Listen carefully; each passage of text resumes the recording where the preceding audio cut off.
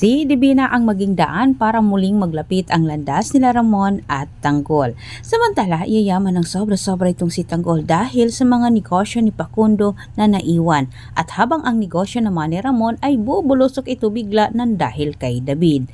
Samantala, napagsunduan nila Tanggol at Divina na magtutulungan na lang umano sila sa pagpapatakbo sa negosyong pagtutulak ng droga.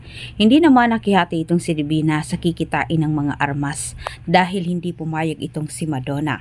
Sinabi ni Madonna kay Tanggol na kailangan umano nila ng maraming tauhan sapagkat hindi basta-basta kalaban ang mga Montenegro. Pinaubayan ni Tanggol sa mga galamay ni Divina ang paghahanap ng tauhan.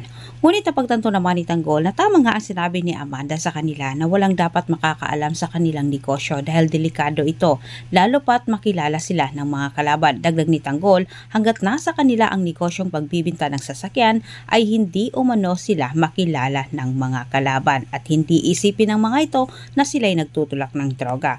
Sa ganitong paraan ay unti-unti umano nila Tanggol masulot ang mga kliyente ng mga Montenegro. Samantala sa kabilang banda, tuluyang ang si Divina ang maging tulay para maglapit ang landas nila Ramon at Tanggol.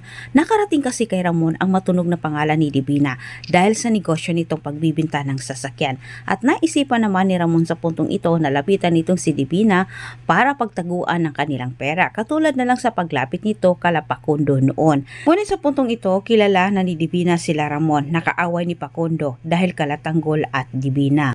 Samantala, kung sakaling itutuloy ni Ramon ang naisipan niyang plano, tilang hindi lang si Divina ang kailangan niyang kausapin, pati na itong si Tanggol dahil isa din si Tanggol sa may-ari sa negosyo ni Divina.